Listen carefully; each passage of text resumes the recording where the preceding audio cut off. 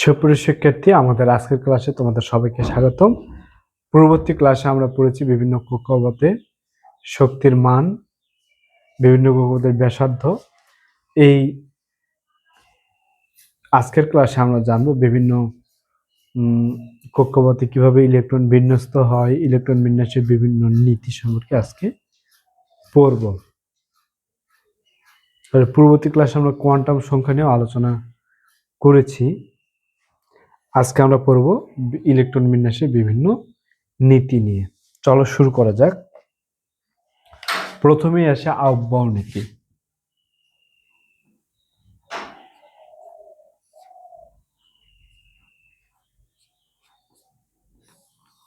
Aufbau নীতি, এই নীতিগুলো পরীক্ষায় অনেক সময় সংজ্ঞা আসে, সংজ্ঞাটা দিয়ে দিবে। বিজ্ঞানী আউফবাউ বলেছিলেন যে কক্ষপথে শক্তির মান কম, ইলেকট্রন সেখানে আগে প্রবেশ করে। যে কক্ষপথে শক্তির মান কম, ইলেকট্রন সেখানে আগে প্রবেশ করবে। আর যে কক্ষপথে শক্তির মান বেশি, ইলেকট্রন সেখানে পরে প্রবেশ করবে। তো আমরা দেখব কোন কক্ষপথে শক্তির মান কম হয় এবং কোন কক্ষপথে শক্তির মান বেশি হয়। ইলেকট্রনের কক্ষপথের যে শক্তি, এই শক্তিটা হিসাব করা হয় হলো n+l দিয়ে, n+l দিয়ে। যদি দেখি 1s কক্ষপথ, 2s 2p, 3s 3p 3d, 4s 4p 4d 4f, 5s 5p 5d 5f, 6s 6p 6d 6f। আমাদের ইলেকট্রন বিন্যাসে এল এর মান সর্বোচ্চ এফ পর্যন্ত লাগে।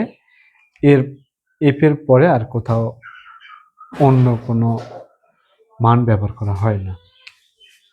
তো এখানে এন এর মান হলো 1 আর এল এর মান 0, অর্থাৎ 1 এখানে শক্তির মান হচ্ছে 1 আর 0 এ 1, এখানে শক্তির মান 2 আর 0 এ 2, এখানে শক্তির মান 3, এখানে শক্তির মান 4, এখানে 5, এখানে 6, এখানে 2 আর 1 এ 3, এখানে 4, এখানে 5, এখানে 6, এখানে 7, এখানে 3 আর 2 এ 5, 6, 7, 8, এখানে 4 আর 3 এ 7, 8, 9। আমরা এখানে দেখতে পাচ্ছি যে সবচেয়ে কম শক্তির মান হলো 1s, অর্থাৎ 1s ইলেকট্রন সবার আগে প্রবেশ করবে। এরপরে শক্তির মান সবচেয়ে কম হলো 2s, পরবর্তী শক্তির মানটা হলো 2s এ, তারপরের ইলেকট্রনগুলো যাবে 2s এ। এরপরে দেখো এখানেও 3, এখানেও 3, তখন যে কক্ষপথটা পূর্বে আছে ইলেকট্রন সেখানে আগে প্রবেশ করবে, অর্থাৎ ইলেকট্রন আগে 2p তে, এরপরে 3s এ, এরপরে 3p তেও মান 4, 4s এও মান 4, তখন ইলেকট্রন আগে 3p তে, তারপরে 4s এ। তারপরে ইলেকট্রন যখন প্রবেশ করবে 3d তেও শক্তির মান 5, 4p তেও 5, 5s এও 5, তখন ইলেকট্রন আগে 3d তে প্রবেশ করবে, তারপরে 4p, তারপরে 5s। এরপরে ইলেকট্রন 4d, 5p, 6s, এরপরে 4f, 5d, 6p। এইভাবে ক্রমগুলা চলতে থাকবে। তাহলে এই ক্রম আমরা দেখতে পাচ্ছি, ইলেকট্রন প্রথমে প্রবেশ করবে 1s এ, এরপরে প্রবেশ করবে 2s এ, এরপরে প্রবেশ করবে 2p তে, এরপরে প্রবেশ করবে 3s এ, এরপরে প্রবেশ করবে 3p তে, এরপরে প্রবেশ করবে 3D-তে। 3P-র পরে আসে 4S। 3P-র পরে আসে 4S। এরপরে 3D, 4P, 5S। 3D,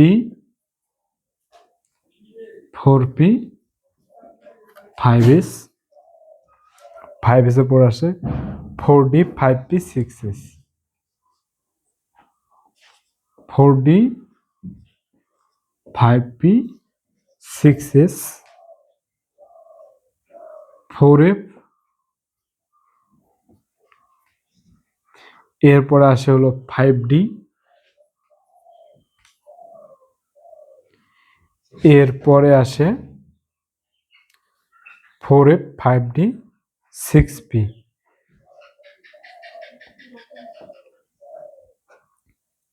6P, এরপর আসে 5F,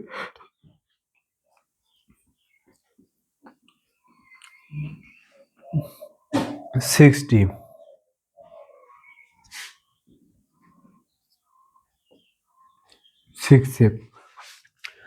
পরবর্তীতে যদি আমরা আরো কিছু কক্ষপথ দেখতাম 6S এর পরে 7, 8, তখন আমরা এখানে আরো কিছু কক্ষপথ অ্যাড করতে পারতাম। তো এটাই হলো আফবাউ নীতি যে ইলেকট্রন যে কক্ষপথের শক্তির মান কম সেখানে আগে প্রবেশ করবে, যে অরবিটালের শক্তির মান কম সেখানে ইলেকট্রন আগে প্রবেশ করবে। ইলেকট্রন প্রথমে 1s, তারপর 2s, 2p, 3s, 3p, 4s, 3d, 4p, 5s, 4d, 5p, 6s, 4p, 5d, 6p, 5f, 6d, 6f, এই ক্রম অনুযায়ী ইলেকট্রন প্রবেশ করে। এটা তোমরা খাতে রাফ করতে পারো পরীক্ষা শুরুর আগে, এটা এমসিকিউতে আসে। এরপর আমরা পড়ব ইলেকট্রন বিন্যাসের আরেকটা নীতি।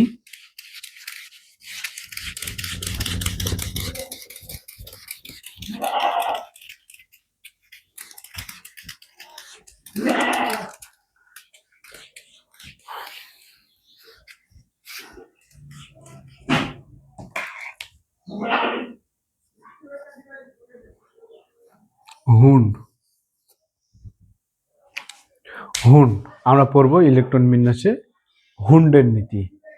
বিজ্ঞানী হুন্ড তিনিও ইলেকট্রন বিন্যাস সম্পর্কিত একটি মতবাদ দিয়েছিলেন। তিনি বলেছিলেন যে কক্ষপথগুলোতে শক্তির মান একই, সেগুলোতে ইলেকট্রন এমনভাবে প্রবেশ করবে যেন সর্বোচ্চ সংখ্যক বিজোড় অবস্থায় থাকতে পারে। ইলেকট্রনগুলো এমনভাবে অবস্থান করবে যেন সর্বোচ্চ সংখ্যক বিজোড় অবস্থায় থাকতে পারে। নাইট্রোজেনের ইলেকট্রন সংখ্যা 7, এর ইলেকট্রন বিন্যাস করলে পাবো 1s, 2s, 2p, 2p, 2p, x, y, z। এই যে নাইট্রোজেনের দ্বিতীয় কক্ষপথ, আমরা পি অরবিটালের দ্বিতীয় কক্ষপথে দেখতে পাচ্ছি যে ইলেকট্রন সেখানেই প্রবেশ। আমরা নাইট্রোজেনের দ্বিতীয় কক্ষপথে দেখতে পাচ্ছি যে 2p-তে যে সমান শক্তি বিশিষ্ট 2px, 2py এবং 2pz অরবিটাল গুলো আছে, এখানে ইলেকট্রন গুলার সবগুলো শক্তির মান সেম। এখানে প্রধান কোয়ান্টাম সংখ্যা হলো 2 আর 1-এ 3, 2 1-এ 3, 2 1-এ 3। কাজে ইলেকট্রন এখানে এমন ভাবে প্রবেশ করবে যেন সর্বোচ্চ সংখ্যক বিজোড় অবস্থায় থাকতে পারে। অক্সিজেনের যদি ইলেকট্রন বিন্যাস দেখি, OH, 1s square, 2s square, 2p, 2p, 2p, x, y, z। সর্বোচ্চ সংখ্যক বিজোড় অবস্থায় থাকার চেষ্টা করবে, তাহলে 2, 4, 5, 6, 7 এই দুই জায়গায় ইলেকট্রন দুটা বিজোড় অবস্থায় আছে। এই দুইটা ইলেকট্রন কিন্তু এখানেও থাকতে পারে, আবার দুইটা ইলেকট্রন এখানেও থাকতে পারতো, কিন্তু বিজ্ঞানী হুন্ডের নীতি অনুযায়ী ইলেকট্রনগুলা সমশক্তি সম্পন্ন কক্ষপথে সর্বোচ্চ সংখ্যক বিজোড় অবস্থায় থাকার চেষ্টা করবে। অর্থাৎ এই যে দুইটা ইলেকট্রন আছে, এটা দুইটা পি অরবিটালে থাকবে। আমরা ডি অরবিটালে যদি দেখি